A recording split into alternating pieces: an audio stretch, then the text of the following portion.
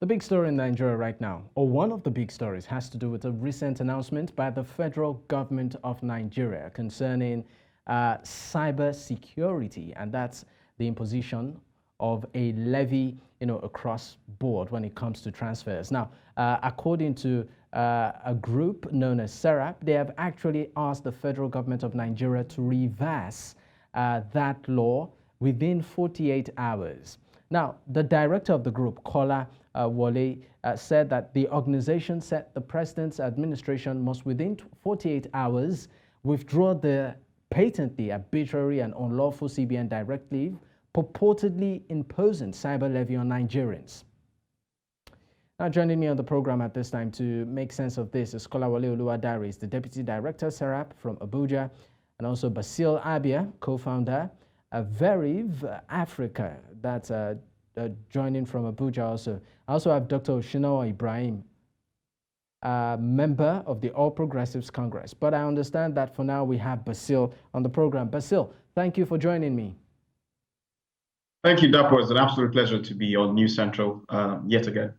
All right, great. Now, just to give some sort of, will I say, clarity to this. Now, the levy shall be applied at the point of electronic transfer, talking about the Cybersecurity Levy, and then deducted and remitted to the financial institution.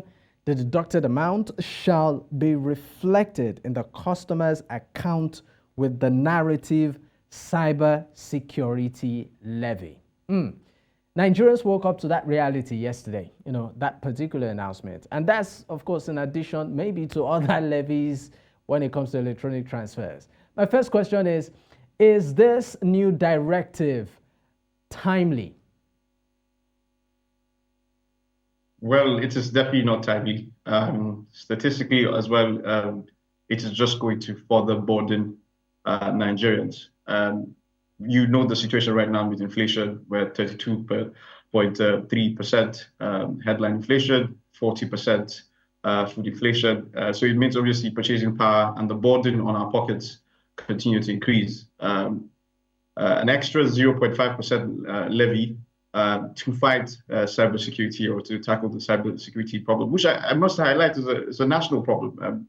If you look at the fraud numbers from data from both the Central Bank of Nigeria as well as the Nigeria Interbank Settling System, the NIBS, you can see the fraud numbers continue to increase unabated. The ones for 2023 obviously painted a very gloomy picture. So it is a national imperative to tackle the cybersecurity issues that we have. However, it is not timely, and it's not timely because of the burden that the end users, or in this case, customers, Nigerians, are going to face. It's also going to be very, I would say, detrimental to the cashless policy gains that we have made in the last 5 years. As you do know, Nigeria has an unbanked population of about 35% of our adult population, or 35% of our adult population are unbanked. And this particular levy is another disincentive for them not to indulge in financial services. And you also know that, for instance, our bank population, definitely a number of them are going to start reconsidering. I just read some statistics from the Central Bank of Nigeria. About 3 trillion naira is outside of the bank system. So the cash in circulation, about 3.6 trillion naira is outside our banking system. So we have loads of cash out there. And if the Central Bank of Nigeria are pushing for tightening monetary policy to be able to swap the excess cash in the economy as a way to tackle the inflationary environment that we're currently facing, I do not agree with it, of course, and I've said this countless times, that Nigeria's inflationary environment is a cost-push inflation and a monetary supply-driven inflation. But regardless, it's counterintuitive for the central bank to continue tightening monetary policy while indulging in policies that are going to ensure that there's more cash in circulation outside of the banking system. I mean, it doesn't make any sense from a macroeconomic perspective. It's just counterintuitive. So it is not timely. It is also not economically, I would say, expedient. And another statistic that I have to highlight here is the fact that if you do the math, since about 600 trillion naira, is the transaction value that was recorded for Nigeria in terms of electronic payments last year in 2023. If you do the math, 0.5% of that is about 3 trillion. So having the Office of the National Security Advisor manage 3 trillion naira to tackle the cybersecurity issue, that's a red flag. First and foremost, the National Security Advisor, the Office of National Security Advisor, should not be and is not okay, a revenue generating. I'm sorry to come in here, Basil. They are galvanizing policies to ensure that our security architecture is top notch. I don't know why we are burdening that particular salient and very important office with revenue generation targets. They're not an FIRS. So yeah, it just doesn't make any economic sense. I mean, you're talking about revenue drive, which of course leads me to my next question. But of course, we had a presentation come up on the screen just a while ago to give viewers at home some sort of clarity as to the reality they may have to encounter in the coming weeks. So what that levy, the implication of that, implies that for every, that's the originating point of transfer, for every 1,000 naira you send, 5 naira will be deducted from your account as cybersecurity levy. For every 10,000 naira, that's 50 naira, 100,000, you part with 500. It's more like a toll gate kind of system, right? And yes. I mean, this is in maybe addition to other levies we see happen. I know that my bank, for instance, sends me text message levies, and there's one I'm trying to remember right now that I'm still even trying to wrap my head around the meaning. And you ask yourself, is saving money in the bank, is it still cost effective, for instance? I mean, to be honest, these charges, and we have to look at it from a holistic perspective. Nigeria is a low income country, by all ramifications. If you look at all the metrics, both from the World Bank and the IMF, we're a low income economy. And if we're a low income economy, it translates to the mass poverty. And not the statistics, from the National Bureau of Statistics, about 133 million Nigerians are extremely poor or multidimensionally poor. Also, we have just 2% of adult Nigerians who have bank accounts of about 500,000 naira or more in their bank accounts. So if you're taking off this cybersecurity levy, and then you also have the stamp duty that you're paying, you also have the electronic transfer levy that you're also paying, all of these burdens, what's the incentive or the cost-effective structure for having a bank account and putting your money in the bank account? And it makes a lot of sense when you now read the numbers from Central Bank of Nigeria, that about 3.6 trillion in naira, in cash in circulation, is outside of our banking system. And that's going to be more. We're going to have more. So 94% of that money is outside, of course, the banking system. It translates to the fact that already Nigerians do not trust our financial system. And then there are more taxes and levies that are going to push the disincentive wider. So people will not trust putting their monies in the bank. Instead, they will just put it on their mattresses and in their, like we say colloquially in Nigeria, in our kolo. So in that sense, to answer your question, it's not cost effective. Let's look at a recent ranking of Nigeria. Now, Nigeria, according to a report, has been ranked as the second most cybersecurity ready country in Africa. Now, this is according to a security culture report by No B4. That's the name of that particular report. Now, according to them, Nigeria ranks second at 75% in the charge of cybersecurity readiness, while Kenya leads at 75% readiness, with Ghana taking the third place with 74%, and the report goes on. Now, if you look at all of this vis-a-vis the complaints that come in on a regular of people who transfer money and the money gets missing in transit, and then when they try to follow it up, it takes weeks, sometimes months, depending on how you are able to persistently follow it to a conclusive end, right? And then people also will get, what I call it, very surprising, transfers of funds from their account. They didn't initiate transaction and all of that. Or sometimes you just get some messages and you ask, sorry, how did you get my number in terms of data privacy and all of that? So my question to you is this. With this kind of levy, the question on some quarters is, what's in it for the consumer, for instance? You charge me cybersecurity. Does it mean that at the end of the day, I can hold you as a government or as an institution accountable to say, why was my money deducted and I'm not getting value? Or why was a certain amount removed from my account and it's not been refunded, or you guys can't trace it? Who is held accountable? Is there any form of accountability structure in all of this? Well, if you read the Cybersecurity Act that was passed, obviously that is now generating this particular levy. The accountability structure here is born, obviously, by the Office of the National Security Advisor. For me, from a technical perspective, I do not think that the Office of the National Security should be managing such a fund.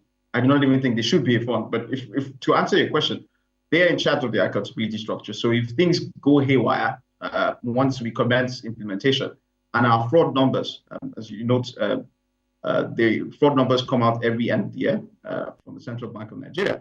So if our fraud numbers come out again for 2024, some 7 months, since the implementation of this level, and we see that it has worsened, then of course we all know where to point fingers at. I do not think that the Office of the National Security Advisor, I do not think that they have the technical know-how to not only manage this funds, but also to ensure that they put the bolstering of the systems to secure our cybersecurity space. I think that there are more bodies qualified in that regard to handle that. And then talking about the ratings, comparatively, if you look at Africa from an information technology perspective, Nigeria is obviously a top 3 country in all ramifications, all of the metrics, from startups that do technology innovation to the volume of financial technology startups doing very great things, in that sense, solving serious problems and fostering and driving further financial inclusion using or leveraging these technologies. We're doing fairly well. I think all of the ratings you would see Nigeria top 3. So I'm not surprised that in terms of cybersecurity readiness, we're the second best ready African country in that context. But again, I'm not trying to sound, I'm not trying to disparage the African continent, but we're far behind in a number of things related to information technology. So comparatively, if they are our peer countries, we're top of the ladder, then it's not really something that we should applaud, especially if you look at how backward most of the continent is when it comes to electronic transfers or electronic security, or in this sense, cybersecurity. So it's not something that I would really be happy to prop up, but all the same, it's a good note, in that sense. And we also have a very, I would say, very strong policy environment when it comes to technology policy. We have a decent data governance act.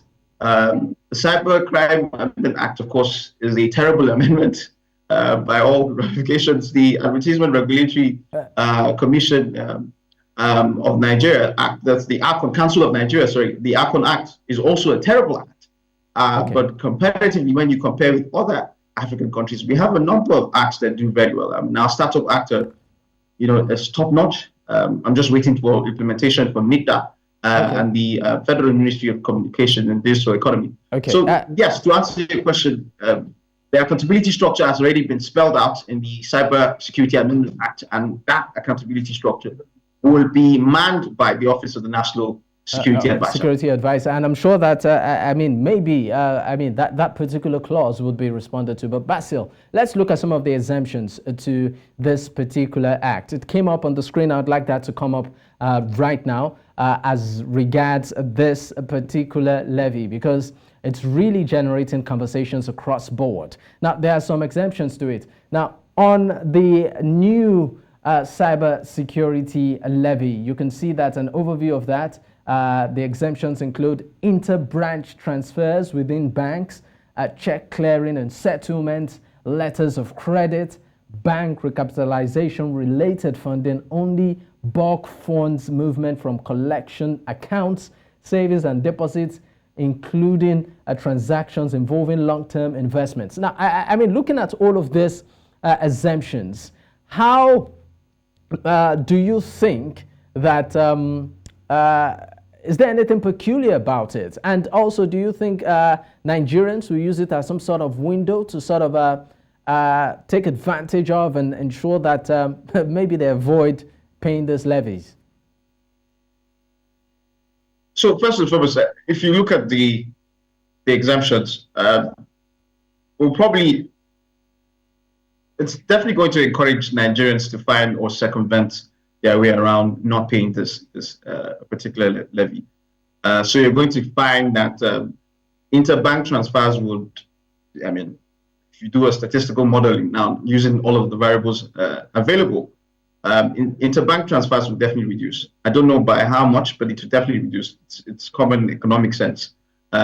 Using economic logic, we think of human beings as rational beings, right? So we're going to try and avoid those little margins. You also have to look at it from a business perspective too. Businesses, especially businesses concerned with services, businesses concerned with giving service. Businesses concerned with services are very small margin businesses. And so anything to take off those little margins of profits, or margins to just keep the businesses going further, is going to obviously convince these businesses to look out for ways to circumvent making interbank transfers. So you're going to see more intra-bank transfers, so transfers within banks, and then of course interbank transfers would be discouraged mostly by these businesses. So from the individual customer perspective to the business customer perspective, you're definitely going to see behavior around circumventing making transfers. Not because this levy is burdensome enough, but because this is one too many. There have been a number of stamp duties, a number of taxes on electronic transfers. So when you add another one, definitely the rational thinking process of individuals and businesses is to react this way. Any particular thing to note from these exemptions? To be honest, I'll tell you the truth. Nigerians are exasperated. You're taking a number of subsidies away from them.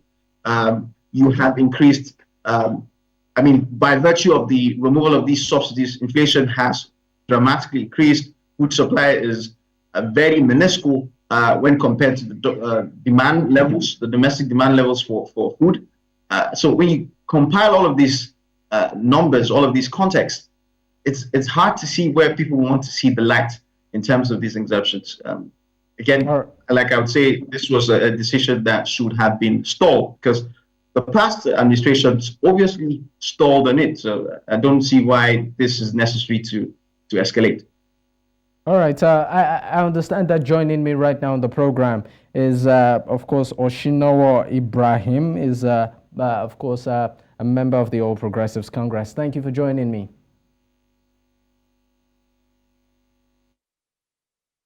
Oshinowo, can you hear me? Yes, I can. I can hear you. All right, great. Now, let me take your immediate reaction to the recent directive by the federal government concerning cybersecurity levy. I think, we have to be very progressive in nature in terms of discussing, how government needs to, keep up to its expectation in terms of funding of projects and services. I've listened to so many people, saying charges are these, among us charges, and the rest of it, government is charging. There are so many analysts, so many artificial analysts when it comes to financial, sectors and banking services. For instance, I will take Kenya, for instance. Kenya charged cybersecurity. A lot of theft, a lot of cyber theft comes up in Nigeria. Recently, we have almost about $80 million theft, cyber theft. Government needs to, be upkeep about what they do, and they have to put a precautionary measure in place. However, let's discuss this law. This law has been in existence for a while.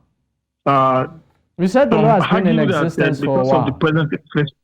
Sorry? You said the law has been in existence for a while. Yeah, if you check this law, this is not the first time introducing this law for when it was to it be introduced to be first, effective. Sorry? When was it introduced?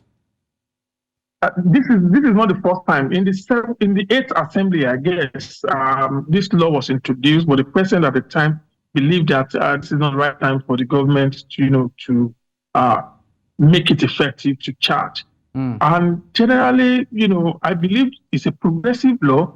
Yes, I agree that Nigerians are going into hardship. A lot of things is coming, into play. Recession in place. This is not the only country that is facing recession.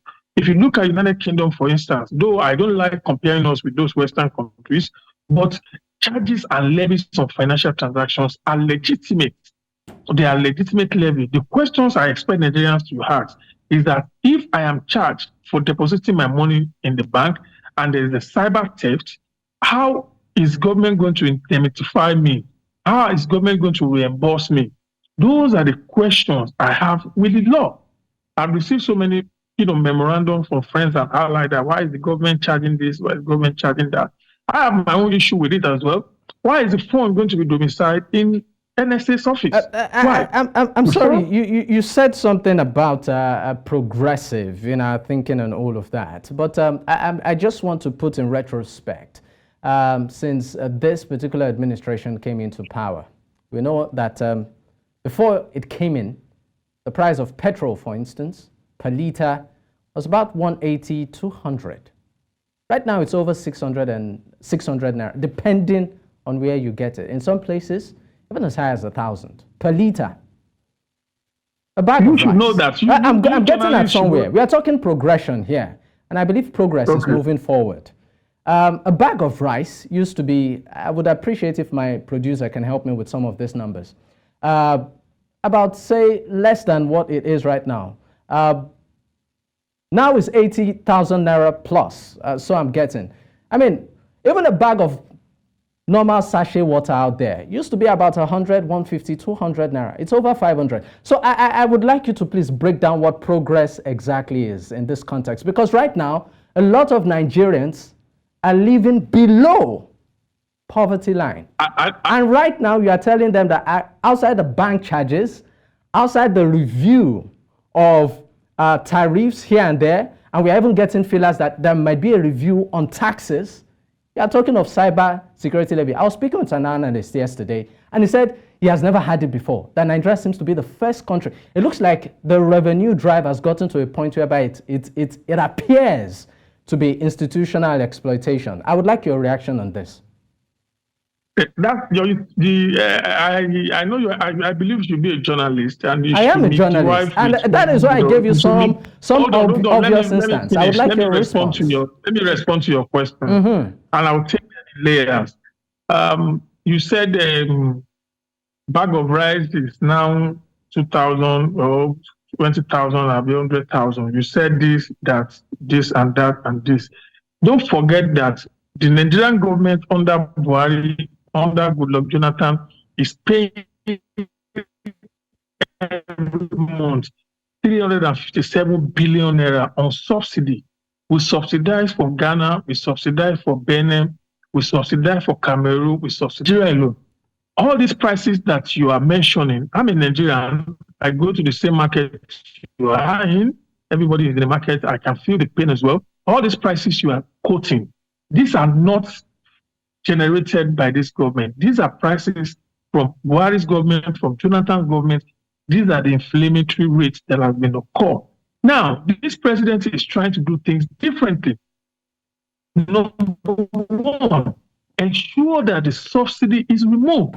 How many presidents have come before this guy? This president, with due respect. So many presidents, about 4 of them, have been here. They were able to remove the subsidy. What I expect you journalists to focus on is to ask your governors. The governors who are collecting every month, who are collecting 10, 20 billion, are now collecting 40 billion. Governors who are collecting 30 billion are now collecting 20 billion, and now collecting 30 billion. I expect you, economic analysis is not at the central. We are practicing federation. So all these prices you are quoting, they are not new to me. Now, I came back from England recently. What I'm buying from Tesco's for £2.50 is now £9.50.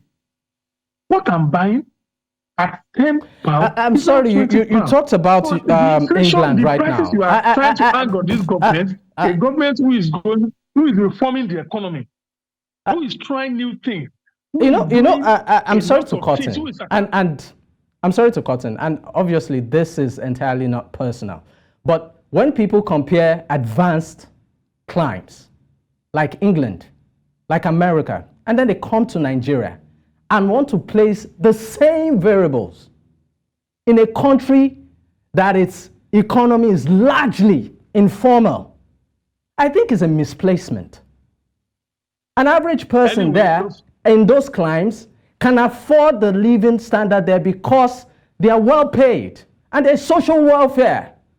But in Nigeria, it's not the same. So I think sometimes it appears like the leaders have a disconnect with the suffering of the people at the base. And so I bring it to you again. What is progress in your context? Let me give you a simple analysis. What is government, the progress this government has made. This government has been able to save over 669 billion. Now, where's the money going to? This saved money. Let me explain to you. Maybe you want to ask a question and answer it. Okay. If you want to answer a question, if you ask me a question, allow me. I understand your passion, trying to, establish a very good, attraction to yourself. And, I'm a Nigerian like you. I live in the same market. I eat rice. I go to bank. I'm going to be charged as well. But the question I'm asking my own government, your own government, is that how are you going to use this fund judiciously? Why is this fund needs to be domiciled in NSA? What is this fund for? Now, these are ongoing discussions. The implementation of this 0.5 is not yet a rule. These are circulations. Major stakeholders are still going to meet to discuss the merit and demerits of these charges. If you are taking the charges you are talking about, are you saying that you are not going to pay withholding tax? Are you saying you are not going to pay VAT? Are you saying you are not going to pay accommodation tax? These are taxes that have been levied globally. Look at Kenya recently. Kenya has levied ranching. Every government, if you are saying your government should not borrow, your government should sit back. The Nigeria is in debt. But the president is looking inward, charging legitimately, and saying that, okay, I'm building this infrastructure, I'm securing the border, I'm providing power, I'm providing this. This is just a year-old government. We need time for the president to perform. So how much of time does the president need? Because I think Nigerians have been really patient. In less than 1 year, I think the living crisis, I think I'm okay to use that word right now, the cost of living crisis, because a lot of people can barely afford a day's living. As I'm in the studio with you talking right now, I know how many messages I get for people to please give them money to feed. And I think that's the reality of many people out there. The point I'm trying to make is... Have you questioned state governors? Is the president that will come to your local government to fix road? What about the funds allocated to the state governors? We've discussed with you journalists to please. It's not the president that will come and build healthcare center in your local government. It's not the president that all the funds are expected to put more light on governors who are from APC, PDP, and Labour. But sorry, I will tell you a governor who is utilizing the SS fund, Governor Oti. He's doing a lot of things in terms of environmental. He's doing so. It's not the president that will come and do all this. Look at Lagos State, for instance. Lagos State government is doing a lot on infrastructure, on agri. I don't think you want to go to Lagos State. So and this is not personal, because in Lagos State, maybe we should just you know what? Let me give you some time to, of course, catch your breath. Let me go back to co-founder. That's Veriv I'm okay Africa. With you. I'm okay to answer your questions anytime. You can continue with your questions. I'm here to answer your questions. Okay, but let me just leave you for a moment so that it doesn't appear like I've left Basil out of this. Okay, I'm told to go on a quick break. We'll be right back. Stay with us.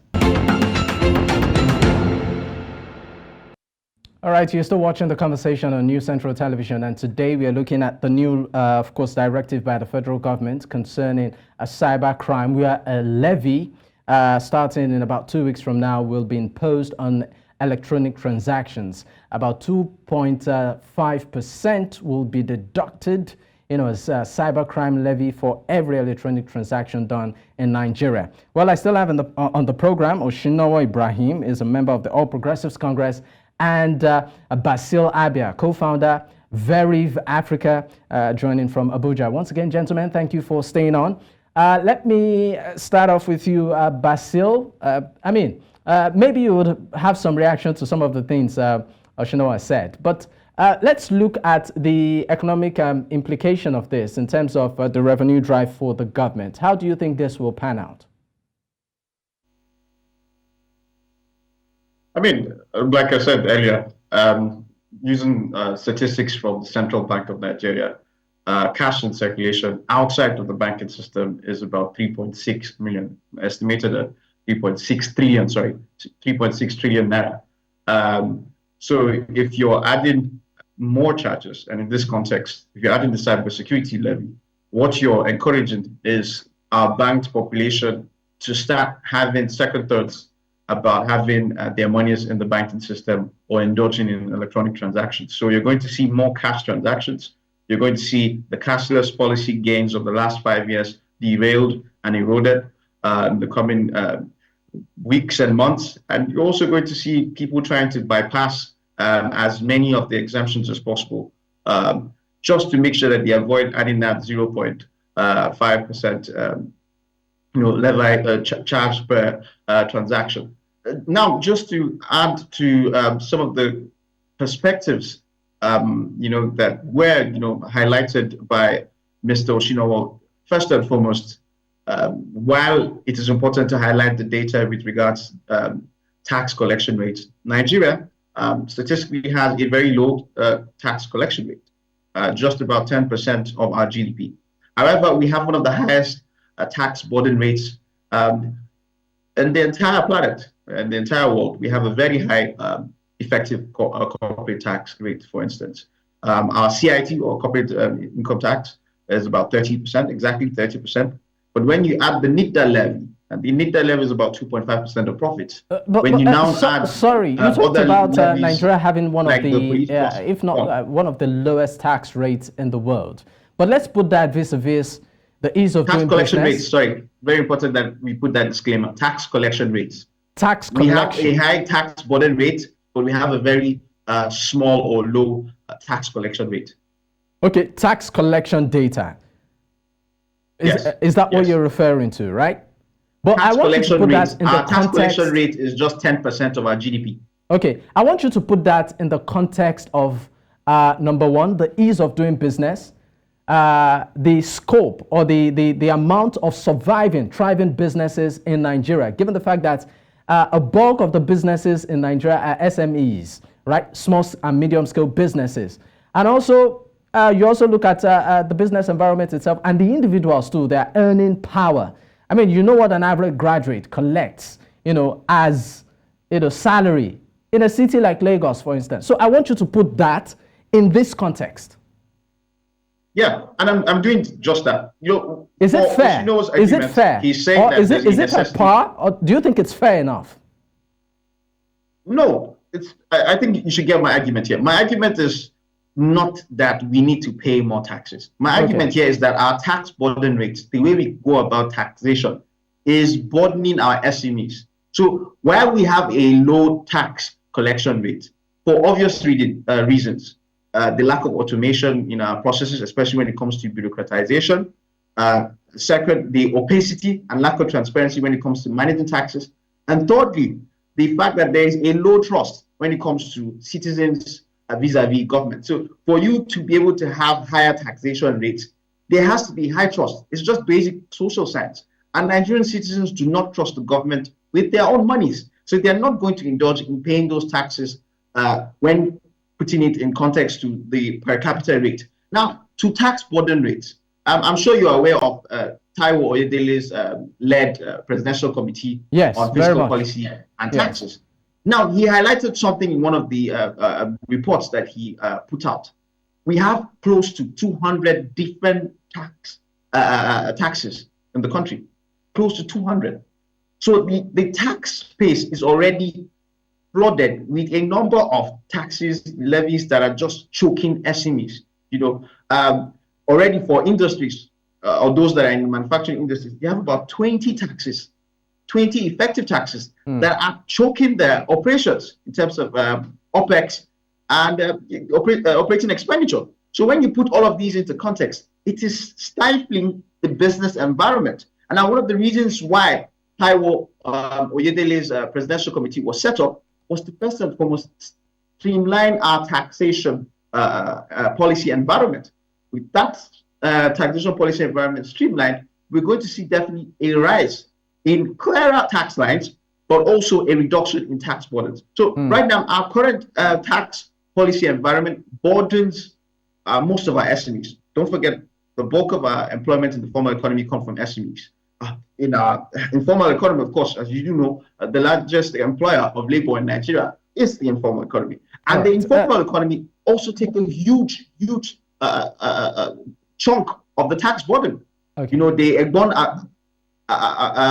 adubos, the aburos in the streets, you know, of Lagos. You know, I don't know what they are called in parts of North Central Nigeria, but I do know that they have their names. And colloquially, just so I don't confuse the audience, the area boys that are collecting taxes on behalf of this particular council or this particular union, all of these things are choking our SMEs. So this is the context that I'm bringing to play. Okay, I'm sorry to cut in there, but we are pressed for time. Let me go to Oshinowo right now. Oshinowo, in your first analysis, you talked about holding the state governments accountable. We know that at the beginning of this administration, when subsidy was announced as gone, even though I had I had an interview with the PRO of Independent. I can't hear you. Okay, I said when you started your conversation on the program, you talked that it's important for individuals to not just focus on the federal government, but also hold their state governments accountable. Now, my question is this: we know that when the president, you know, in his inaugural speech announced that the era of subsidy is gone, even though that statement is still being contested right now. On this same program, I had an interview with the PRO of IPMAN who confirmed that what is being paid is something like quasi-subsidy, but we are not going there. Let's go to Lagos State, which you mentioned. Recently, Lagos State has embarked on, well, I call it mass demolition of some properties which it deemed not having approval, some, you know, being built in the right of way, some maybe along some of the major projects. Now, the question on the lips of many is in the area of transparency when it comes to all of this. I don't know. I would just like your opinion on this, particularly on the mass demolition happening. Do you think that individuals would commit such humongous amounts without having approval? Anyway, let me address one or two things that you've been saying, and I'm trying to point your thoughts towards that direction. That governance is not a lip service. Governance is a serious business. Governance is not easy. You know, people can, you know, banter figures, you know, come with up statistics and the rest of it.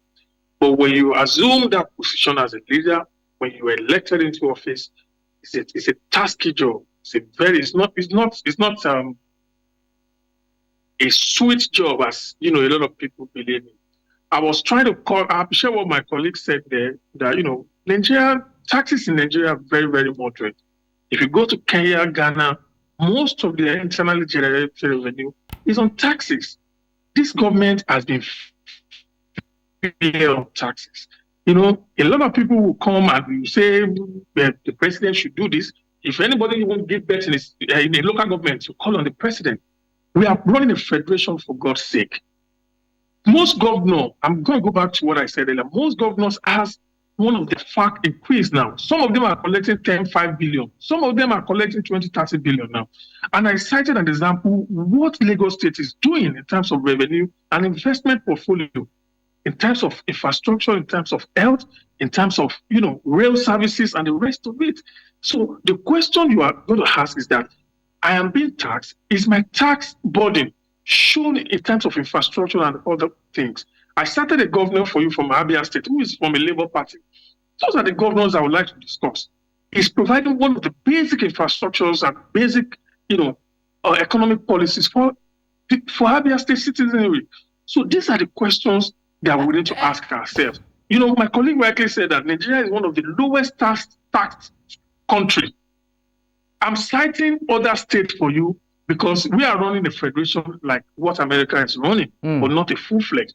But most of our taxes, for instance, I'm telling you about this 0.5%. I can assure you this president is going to use your money judiciously. Now, I'm going to be one of the taxpayers of this sum. You are going to be. But the question I'm having about this levy is that why is this fund being domiciled that will be domiciled in SDF is the National Security Advisor's Office? Secondly, I expect Nigeria to query the president and the tax authority. My dear brother, Issa Kayodeji, these taxes, or CBN governor, these taxes, what is meant for? If you are saying that the president should not borrow from the International Monetary Fund, the president should rely on other source of generating revenue and implementing his policy, he must get some funds somewhere.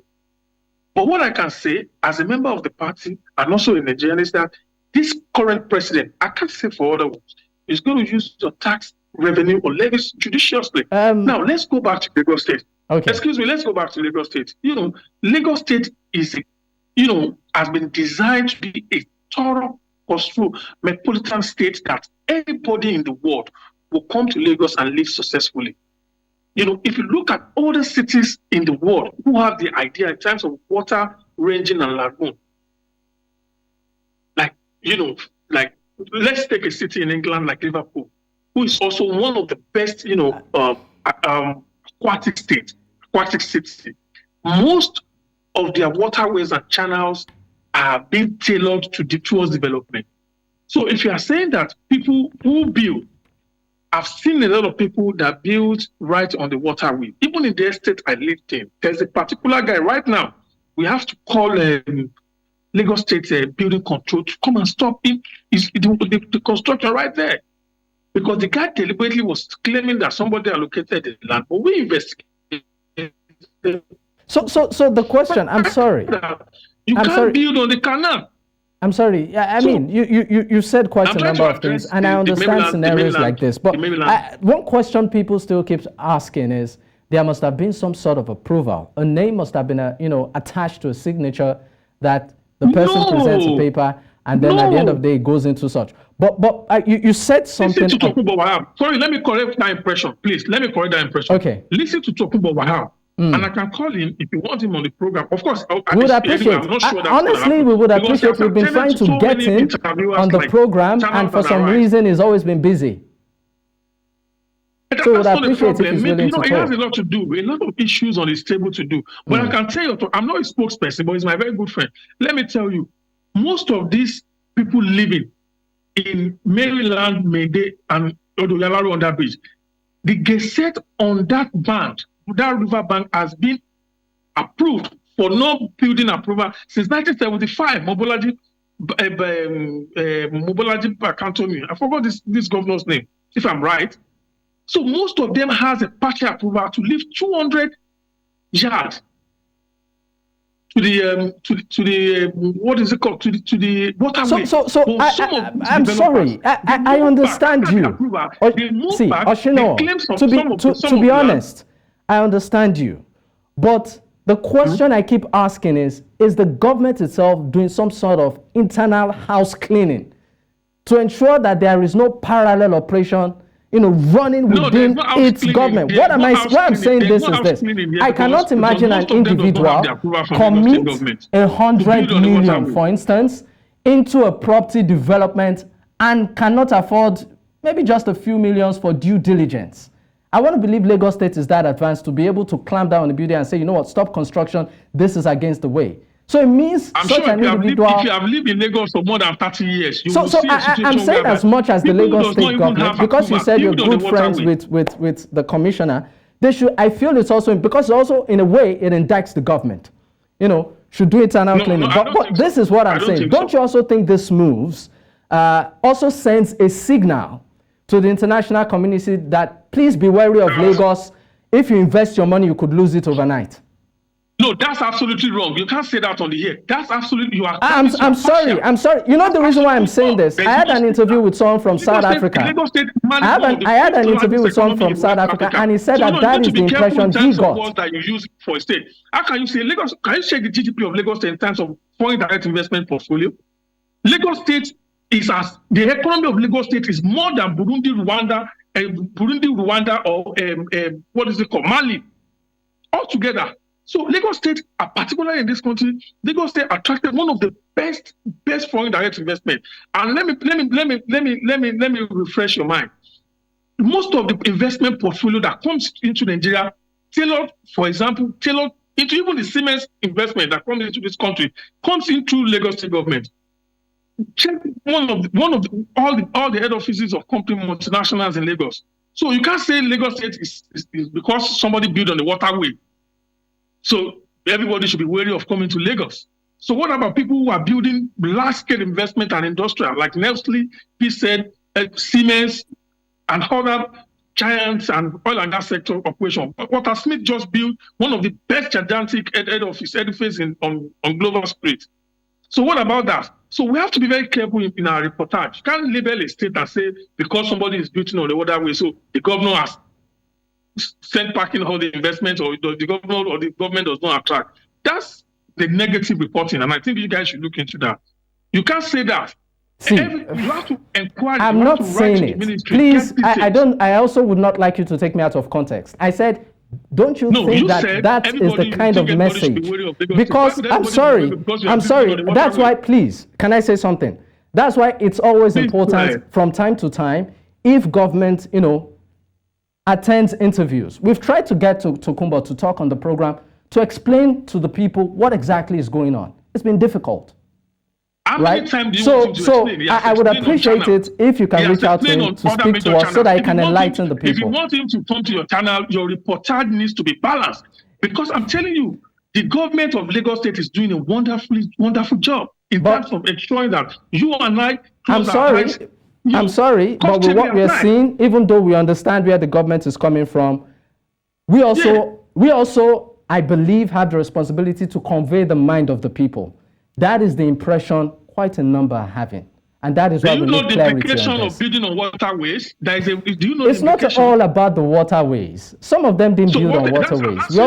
We also have some people who said they have papers. So, where's the clarity in all of this? That is what we are saying. Can you ask them to furnish you with the papers they have? We've had to bring some on the program. But you know what? So you have to before you go, before I let you go, I would just also want you to, you said quite a number of things. And I would like you to also, further just enlighten people what you feel, the government is doing to make life better. Aside the palliatives we are seeing and some of the, policies and projects in 30 seconds. What do you think the administration has achieved in 100 days? Let me just say this briefly. I want people to trust in this present administration, both at the national level and particularly you mentioned Lagos. Now, look, President Tinubu is prepared. He knows his job. Look at what he has done in Lagos State. All these policies, he's a very bold guy. He knows what he's doing. All these policies are not friendly. But at the end of the day, you and I and our children will benefit. Look at what he's able to save on subsidy. He's able to remove that. Look at the present, marine and blue economy deal, almost $600 million. Look at other investment he's bringing into this country.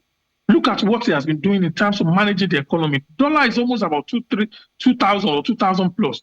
He's trying to stabilize the economy. He's trying to ensure that we encourage foreign direct investment and other investment locally. So those are the things that we need to, and those things are not going to come, under the radar of an eye. It has to come with time. Those are the economic indices that will manifest and you and I will enjoy. But a government of less than 1 year, this man just resumed office less than a year. Okay. So is it going to do magic? Is it Professor Pella? Is it going to do magic for God's sake?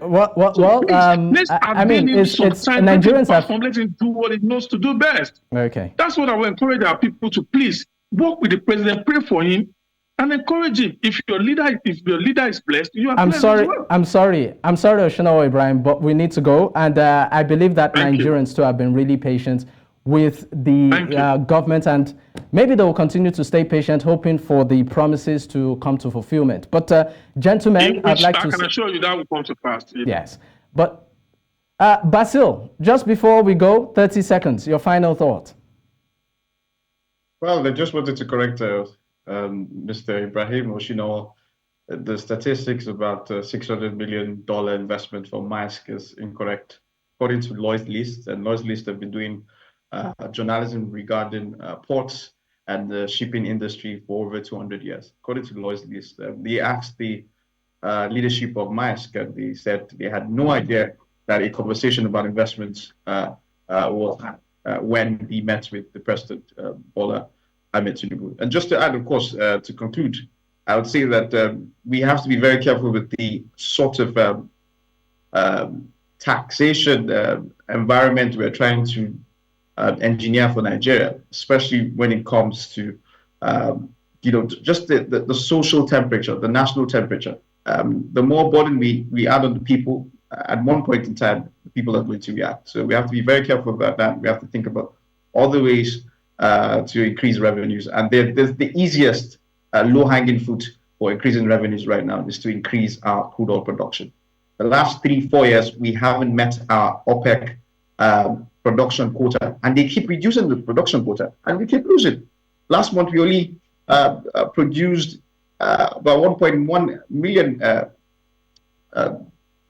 1.1 million barrels of crude oil daily. That was our production number last month. This is a country that used to do 2.4 million to 2.6 million barrels of crude oil. All right, Basil. I'm sorry we're pressed for time, but thank you so much. We really need to go. Once again, a big thanks to Basil Abia, co-founder, Veriv Africa from Abuja, and also Dr. Oshinowo Ibrahim, member of the All Progressives Congress. Gentlemen, deeply appreciate your time on the program. Thank you so much. Well, that's a wrap on today's show. In case you missed out, you might want to follow up on our YouTube page. The handle is News Central TV. I am Dapo Adegboye. The opinions of our guests remains theirs and not that of News Central. Bye for now.